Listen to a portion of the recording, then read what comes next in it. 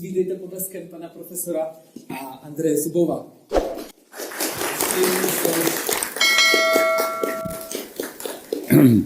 Dear friends, I am sorry to speak not Czech but English. You see, I'm a stupid person and maybe very old, but for me it was rather difficult to study Czech language and to speak on it fluently.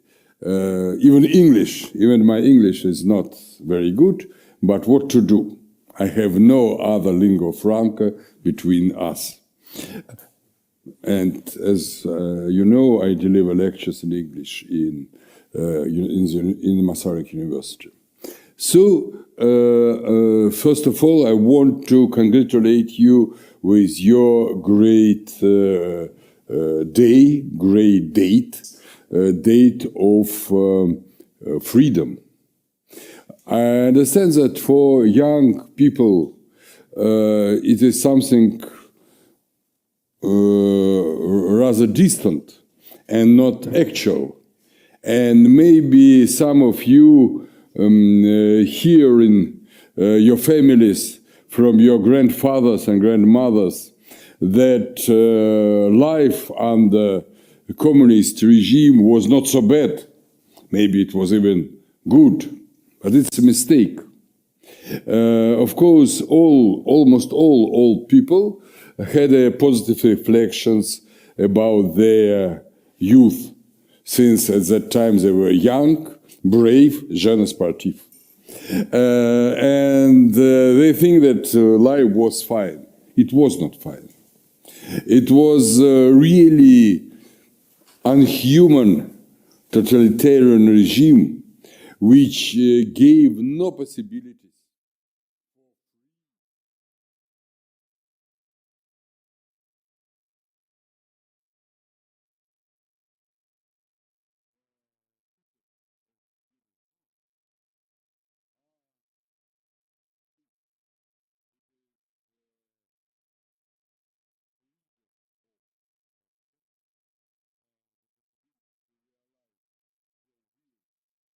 Your deeds and words.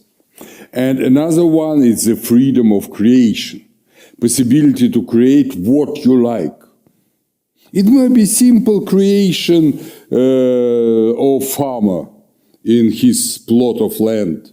It may be a creation of a writer in his books or artist in the theater. Nevertheless, each creation ought to be free. And if it is not free, if it is controlled, and it was terribly controlled during communist regime, in Czechoslovakia and also in the Soviet Union and other countries of communist bloc, it is unhuman form of life.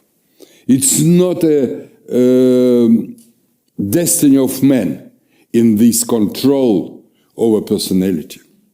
It is the main thing, not more prosperous or less prosperous in economic sense. Of course, communist states were not very prosperous since economic system was wrong. But it's not the main thing. The main thing is a destiny of a person. And when the Velvet Revolution occurred in November 1989, 35 years ago, it occurred not for prosperity, not even for a reunification with Europe and world, but it was made for destiny of man. That's why the leader of your peaceful revolution was Václav Havel, man of humanities, man of theater, man of intellectual discourse, because it was the main problem. And when you heard that life was not so bad at that time, you have to understand that it's a misinterpretation of historical reality. Life was bad. That's why people try to change it, maybe very naive, in 1968, during the Prague Spring, and then in 1989. It's necessary to say that if in Prague Spring, Czech and Slovak nations were alone and all other regimes all around them, from the Soviet Union up to East Germany and Hungary, were against it and used their arms to suppress Prague Spring. In 1989, situation was absolutely different. I'm sure that this series of revolutions in Europe, liberating anti-communist revolutions of 1989, were because of perestrojka in the Soviet Union, because of Gorbačov. As President Bush told in spring 1989, I understood that Gorbačov himself is perestrojka, and it's absolutely right definition. The process of liberation started in the Soviet Union. Democratization and free expression of public opinion, is гласность in Russian, yes, were the main features of this process from about 1986 maybe. And at that time in Czechoslovakia under Gustav Gusek, in Hungary, in GDR, Eastern Germany, in Poland even, situation was absolutely different. In Poland it was a military dictatorship, and in other states it was communist dictatorship. But the process started in the Soviet Union. They began to change, not minds. Minds were changed already. It began to change in spirit of people. People who were suppressed by the communist regimes, by secret police, they began to understand that it's possible to change their life. Like in the Soviet Union, it was changing at that time. When Gorbačov visited Czechoslovakia in 1987, in spring 1987, he was welcomed by great crowds of people, and these people cried, Gorbačov, stay here, be our leader. Not all people at that time knew that Gorbačov, in his personality, in his political attitude, was in some ways a child of Prague Spring of 1968. And not only of this moment.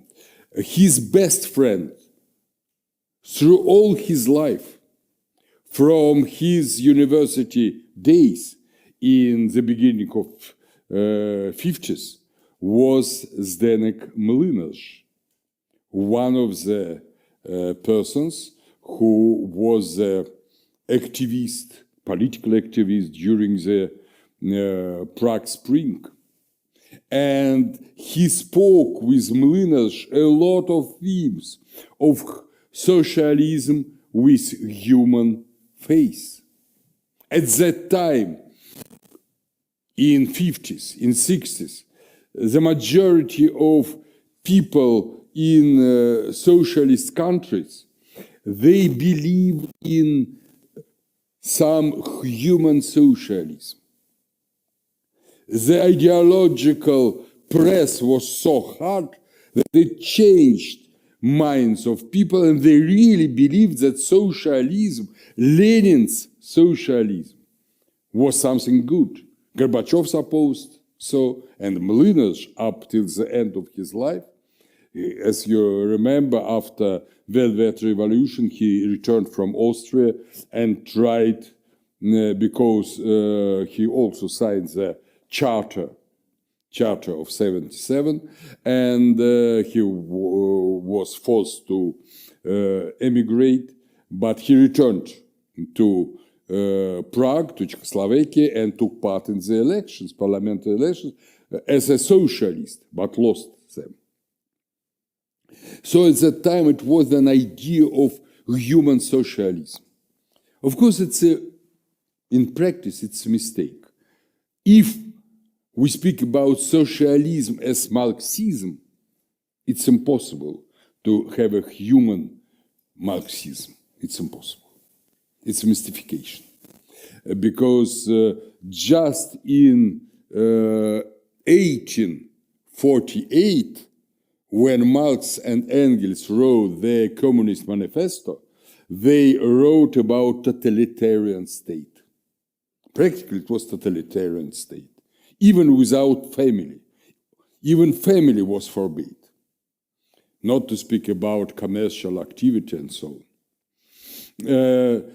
But at that time, in the 50s and 60s, these dreams were positive and very, very sympathetic. I suppose that if, for example, if we imagine that communist states, the Soviet Union, didn't crash Prague Spring in 1968, step by step, Dubček government changed Czechoslovakia not to socialist state with human face, but to normal democratic liberal state with more social orientated state or less social orientated states. It's depend on the people, but it will be developed in democratic way. As you know, dear friends, this autumn of 1989, which the 35th anniversary we celebrate today, this autumn was named by historians at that time as Autumn of Nations. You remember very well that just 1848, a series of revolutions all around Europe, in France, in Germany, in Austrian Empire at that time, but in Hungary, in Austria, even in Romania. This series of revolutions was named a Spring of Nations, because the main part of these revolutions took place in the spring of 1848. And now, 35 years ago, it was Autumn of Nations. Because all nations of Eastern Europe, and even in the Soviet Union, they wake up. They decided that it's possible to start to build democratic, Western-like political systems. And you here in Czechoslovakia, you were successful in this way, I'm sure. My glance is a little bit out of Eastern Europe. My glance is from Russia. And I see that you, especially in Czech Republic, you were very accurate and effective in deconstructing totalitarian system and constructing a new one, non-communist system.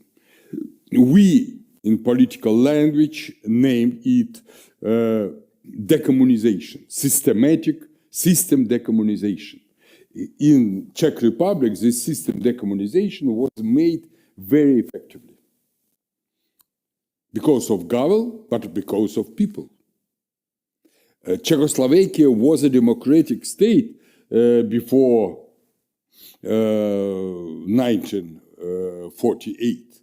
And your parents and your grandparents had the reflection of democracy, had a reflection of free market, had a reflection of private property and freedom of speech and freedom of political expression. That's why you were successful in constructing a new reality. I suppose that other countries of Central Europe, Poland, Hungary, Slovenia, and Croatia, a little bit in some way, were all successful. Less successful were Balkan states, Romania, Bulgaria, and of course these states of Western Balkans, Albania, North Macedonia, and so on. But all your countries did this systematic decommunization. Some of them just from 1989, some as Baltic states a little bit later, but from 1991, and some as Albania only in 2016, 2015, but they started the same, even Serbia, they started this process. Nothing like this was done in the former Soviet Union. Only in Baltic states this process of decommunization was started and I think effectively realized. Of course, there were some mistakes, some wrong steps, it's understandable. It's necessary to understand, dear friends, that no country before this 1989, or maybe before perestrojka, no country in the world had an experience to go from totalitarian, not only political, but economical system. Even the Nazi regime in Germany and fascist regime in Italy were not totalitarian in economics. Economics were maybe not totally free. It was a fascist system of corporations, but it was normal competitive economics. And in all communist states, there were no competitive economics at all, and no private property at all. And it was necessary to return to private property and competitive free economics. And nobody knew how to do it. All countries do it maybe step by step. There were some recommendations of European Union, but even in European Union, professors understood some general principles, but not tactics. That's why there were mistakes. And beside of mistakes, there were also problems with difficulties, natural difficulties, because two things were problematic. How to change economics to free market from state economics. How to do it. And another, how to change brains from this habit to live in distributing economic system where it's not necessary to work hard to have all necessary to live. How to change this very you see, it's a system which people, majority of people, prefer to competitive system because there were some guarantees of low level of life. And it was necessary to change it to real competition. How to do it? In Eastern Europe, nations were very much more effective in this field than in the Soviet Union, and it's understandable why. Before a revolution, before 1917, in Russia also was a competitive economics, normal market, normal capitalist market, no distributive economics at all, no totalitarian administration system in economics.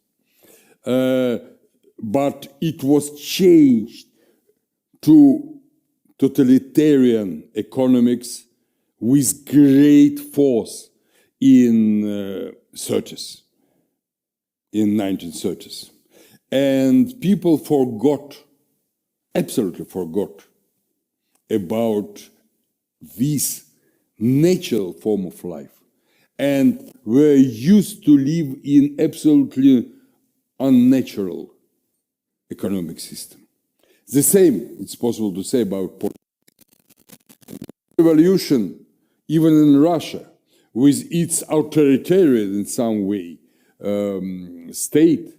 There were parliament, state Duma, there were laws, there were independent courts, independent legal system, different political parties. And people step by step used to live in democratic state. It's necessary, again, it's necessary to remember that in no one continental state, parliamentary democracy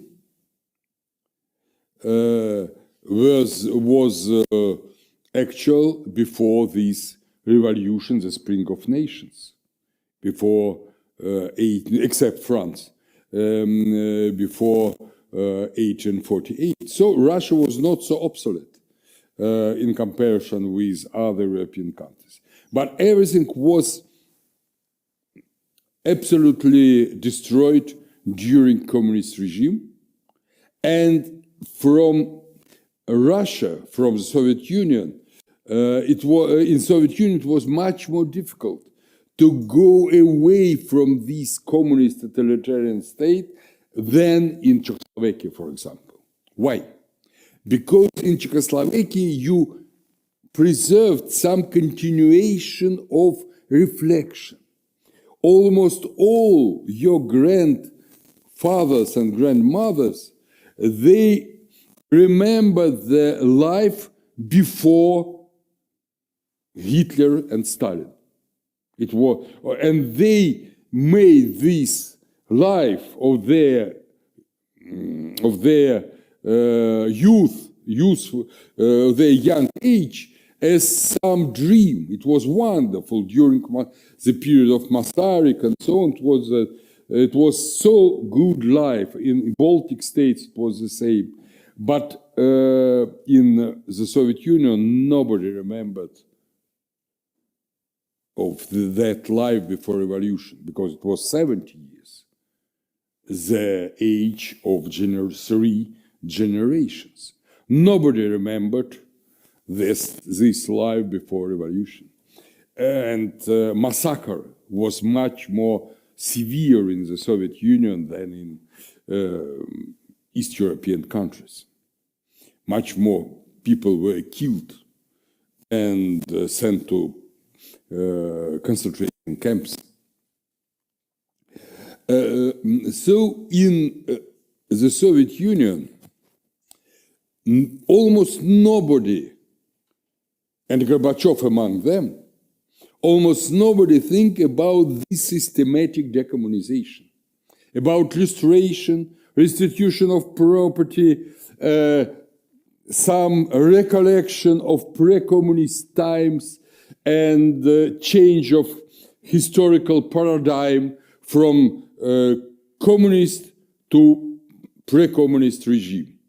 Almost nobody, even Alexander Solzhenitsyn, who want to change this paradigm in history, but not in legal sense. When I spoke with him, and we were friends with him, but he, of course, he was from the 1917, and I'm from 1952. I was, my age is the age of his children. So he can't understand about restitution of property, for example. And here in Czech Republic, restitution of property was the main key to the doors of systematic decommunization. The main key, because people, citizens of Czech Republic, found themselves not only with freedom. Freedom is some abstract thing. And see, of course, intellectuals like Václav Havel, they like freedom as a main value. But for majority of people, it ought to be something more material. And of course, restitution of property is this more material thing. All people received something. Somebody more, large amounts of property, somebody not so much, in even small amounts, but almost everybody received something. And this was the base of stability. Of course, the first decade of post-communist life was difficult, 90s. But the main base of stability was made. And the second item, of course, is restoration. Here in Czech Republic, just as in other states of Eastern Europe, members of communist repressive system, secret police, and even communist political activists were in some way forbidden to take part in political process. And it's also a positive thing. If such a rule, such a principle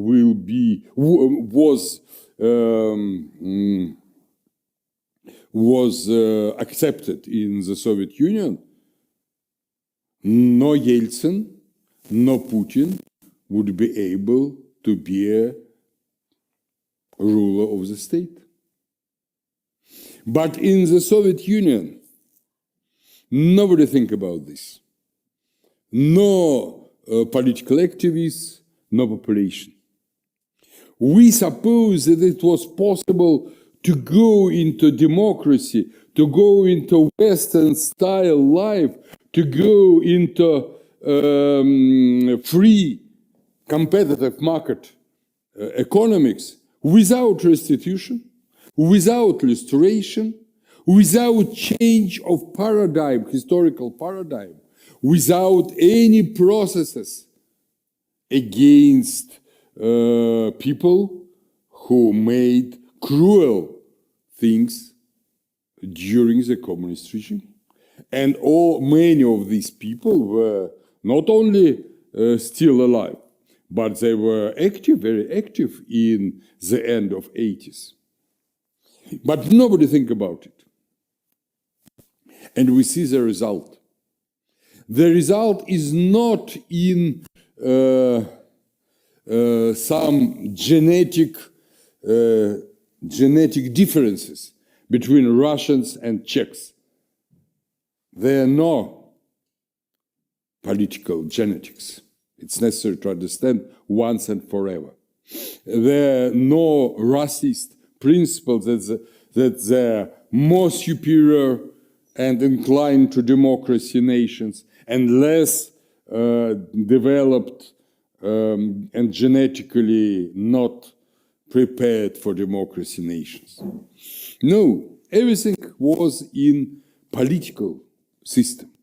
But the problem was not so easy because if, for example, I or somebody else would express these ideas of systematic decommunization in 1989, nobody in Russia understood me.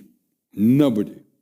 From Gorbačov to simple people, workers and peasants. If I spoke about restitution of property, nobody accepted this idea. Even people, successors of these poor peasants who lived in kolkhozes after confiscation of their land, even these people would not accept the idea of restitution of property. These ideas were absolutely dismantled in the Soviet Union. Only now people began to understand these things. So it was very difficult to do what was necessary to do in former Soviet Union. And you may see that all republics of former Soviet Union, except Baltic states, and maybe also Moldavia, because these four small republics were incorporated in the Soviet Union in 1940, as you remember. And all other were part of the Soviet Union during the period of terrible repressions of 2030s. And you see that all these were not able to build stable, democratic, and competitive market economic societies. Even Ukraine. Before this war, Ukraine was an oligarchical system. It was not democracy at all. It was the system where some oligarchs struggled for power. In Russia, it was autocracy. In Belarus, it was autocracy. In Ukraine, in Georgia, in Armenia, maybe in Kyrgyzia, there were these oligarchical but not democratic states. And in Kazakhstan, Azerbaijan, Uzbekistan, there were totalitarian, tyrannic states. Turkmenia for sure, and Tajikistan. So in the Soviet Union, it was impossible to build the democracy because of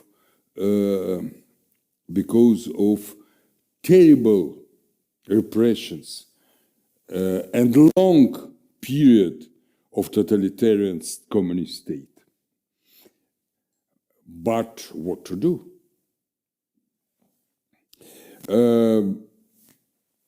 I started to speak about this necessity to make a systematic decommunization in Russia in the end of 1993. I very well remember the first my projects. We tried to organize political party at that time in State Duma and so on. So during the early Yeltsin time. And I continue to do it up till now. Now I have much more supporters. But what to do? What to do now? We see the problem. In Russia and in many other parts of the former Soviet Union, simple people, non-democratic world, just because of this non-democratic world, terrible war against Ukraine started. But not only this war. You know that there was a terrible war between Armenia and Azerbaijan. Before it was a terrible conflict in Moldavia and Prидnestrovia. It was conflicts in Central Asia between Kyrgyzia and Tajikistan, Kyrgyzia and Uzbekistan. In Tajikistan, it was a terrible civil war. So these military and bloody conflicts turned to be a reality. And how to change it now? Of course, first step is absolutely clear.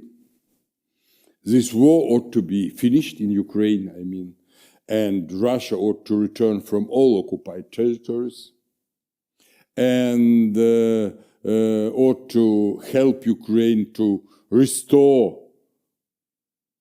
its life after this terrible devastation of the war. It's clear. And for me, there is no question about Donbass, about Crimea.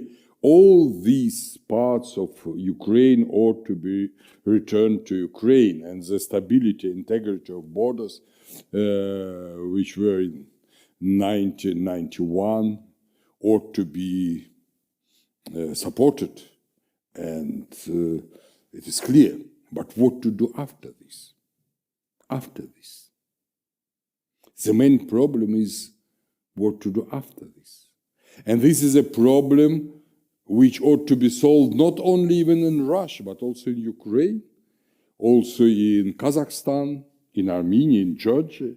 You see that Georgia now very quickly developed to anti-democratic regime. I think, my dear friends, that we ought now to follow the principles which you in Czechoslovakia, in Czech Republic, did after this Autumn of Nations, after this Velvet Revolution. You are an example for us how to construct our states, maybe Russian state, after the end of this terrible war. The same principles, and of course democracy. I understand that now, after the last elections, after the last parliamentary elections in Czech Republic, maybe some of you say that, oh, it is not a democracy, you see, not the people we like won the elections. But it's a mistake. It's a mistake. Not always we won elections. Very often our opponents, and not very sympathetic, not the people of great sympathy for us, won the elections. We ought to accept the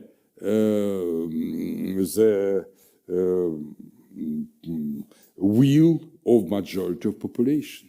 It's also an experience. It's one of the elements of democratic experience. And to finish I